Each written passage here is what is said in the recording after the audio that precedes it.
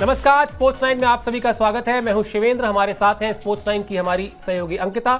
और video wall बहुत साफ साफ बता रही है, कल रात से पूरा देश जो है वो जश्न में डूबा हुआ है। होली बीते अभी कुछ ही दिन है, होली के रंगों की जो चमक है, उसकी जो फुहारे हैं, वो अभी तक भारतीय क्रिकेट फैंस ने पूरे देश में जो है वो फैला रखी है। एक तरीके से बहुत ही शानदार जीत मिली है। इस जीत के तमाम पहलुओं पर बातचीत करेंगे, साथ ही साथ आपको बताएंगे कि सूर्य कुमार यादव ने और संजू सैमसन ने क्या कहा इस जीत के बाद। किसी खिलाड़ी को राष्ट्रीय धरोहर तक कह दिया गया, वो राष्ट्रीय धरोहर कौन है, इस पर भी बताएंगे, आपको जानकारी देंगे। फिलहाल मैच में जीत की खबर से शो की शुरुआत करते हैं, जहां भारतीय टीम ने इतिहास रचा है। इतिहास इस लिहाज से रचा है कि कई सारे कीर्तिमान, कई सारे रिकॉर्ड भारतीय टीम ने इस जीत में हासिल कर लिए।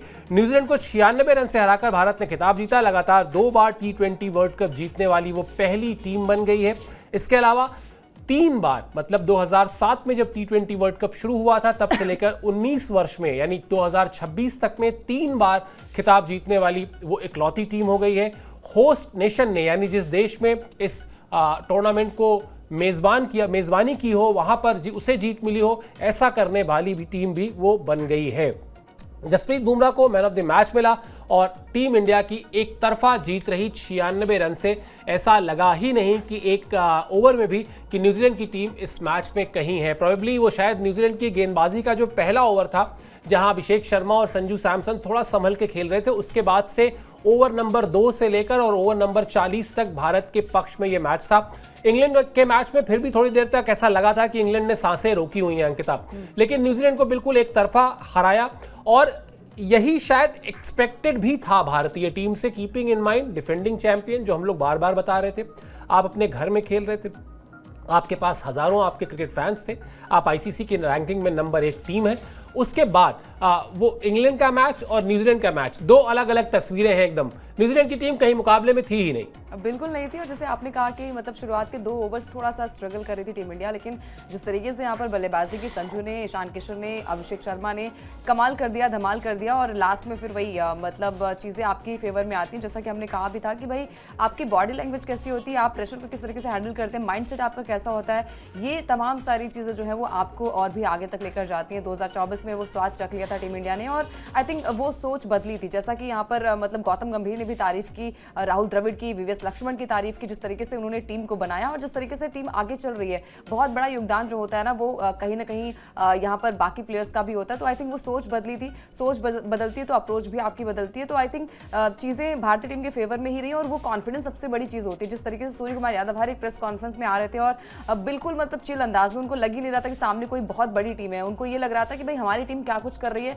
आपने पिछले मैच में क्या कुछ किया, जो गलतियां आपने की वो रिपीट ना हो, और एक बड़ी कन्विंसिंग जीत, ऐसा लग ही नहीं रहा था। आई थिंक पहली बार मैंने देखा कि कोई ऐसा फाइनल वर्ल्ड कप का मतलब कोई रोमांचक नहीं, कुछ एक तरफा नहीं, और मतलब एक तरफा मुकाबला ही देखने को मिला। मतलब कोई रोमांचक मुकाबला यहाँ पर नहीं था। तो एक बड़ी जीत आई है। और आई थिंक जैसा कि हार्दिक पांड्या भी कह रहे थे कि भाई वो सोच बता रहे थे, अपने 10 साल बाद की सोच बता रहे हैं कि भाई 10 साल आगे हम क्या कुछ कर सकते हैं, उनको 10 और ट्रॉफीज चाहिए। तो ये बड़ी सोच है, तो आपको वो करना भी पड़ेगा, और वो करके भी दिखाया। चाहे वो हार्दिक पांड्या हो, चाहे वो जसप्रीत बुमराह हो, चाहे वो संजू सैमसन हो। 2024 के T20 वर्ल्ड कप में स्क्वाड में थे, खेलने का मौका नहीं मिला था, लेकिन इस मैच में मौका मिला। और जब मौका मिलता है तो आपको वो हर चीज़ें करनी होती है जिसके लिए टीम को आपकी आवश्यकता होती है। संजू ने वही किया, एक बड़ी जीत आई है। आई थिंक सिंक इन करने में थोड़ा सा आई थिंक प्लेयर्स को टाइम लगेगा अभी।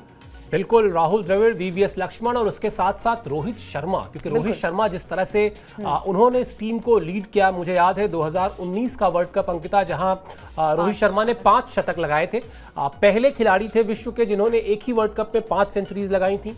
650 के करीब उनके रन थे, और जहां तक मुझे याद है 80 से ज्यादा का उनका एवरेज था, लेकिन वर्ल्ड कप नहीं जीता था भारतीय टीम ने। और तब रोहित शर्मा ने यह कहा था कि उसके बाद वो रोहित शर्मा की जो सोच थी, जो अप्रोच थी, वो बिल्कुल बदली। उन्होंने अपने आप से सवाल किया कि इन 5 शतकों का लेकर किया क्या जाए। अगर ट्रॉफी आपके हाथ में नहीं है तो कोई शतक, कोई महाशतक, कोई रिकॉर्ड वो पीछे रह जाता है, मायने नहीं रखता है जब तक कि आप ट्रॉफी ना जीते अपने देश के लिए। और इसीलिए 2023 का वर्ल्ड कप आप याद कीजिए, जिस अंदाज में उन्होंने भारतीय टीम को शुरुआत दिलाई, जिस तरह से सेल्फलेस क्रिकेट वो खेलते रहे। उनके मन में कभी उनके 40 रन को 50 में कन्वर्ट करना या 80 रन को 100 में कन्वर्ट करना, वो आइडिया ड्रॉप किया और एक लौता जो लक्ष्य था वो था कि स्कोरबोर्ड ऐसा होना चाहिए, इतना समृद्ध, इतना मजबूत कि वहां पर भारतीय टीम को दिक्कत ना हो। और वहीं से वो गुण, वो क्वालिटी, वो योग्यता बाकी खिलाड़ियों में भी गई। और कहीं ना कहीं रोहित शर्मा ने खिलाड़ियों को ये भी जाकर समझाया अपनी कप्तानी में कि हार की चिंता करने की जरूरत नहीं है, उसके लिए मैं हूं। सूर्या जो बात अभी अंकिता कह रही थी कि बड़े बड़े मुकाबलों में भी वो बड़ा मुस्कुराकर ये कहकर चले गए कि जब तक दबाव ना हो कोई काम मजा नहीं आता, तो वो दिखाई दिया। और इसीलिए क्रेडिट जो है राहुल द्रविड़ का है, वीवीएस लक्ष्मण का है, रोहित शर्मा का है, क्योंकि इन सभी खिलाड़ियों ने इस टीम को बनाया है एक तरीके से देखा जाए तो।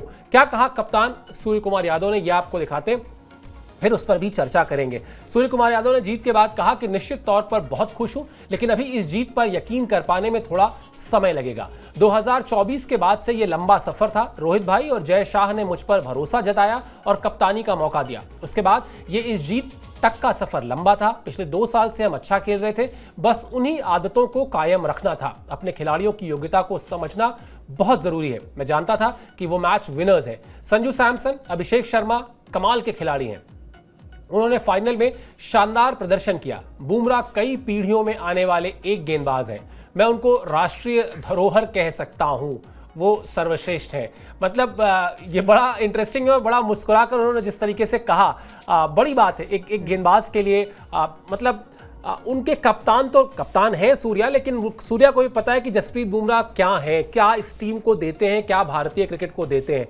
और जिस तरह की परफॉर्मेंस हुई अंकिता, मतलब Jasprit Bumrah man of the match के दावेदार, प्लेयर ऑफ द मैच के दावेदार, यानी Sanju Samson player of the match के दावेदार, ईशान किशन 1 हाफ सेंचुरी, 3 शानदार कैच, उसमें से 2 कैच ऐसे जो बिल्कुल मतलब कमाल के कैच।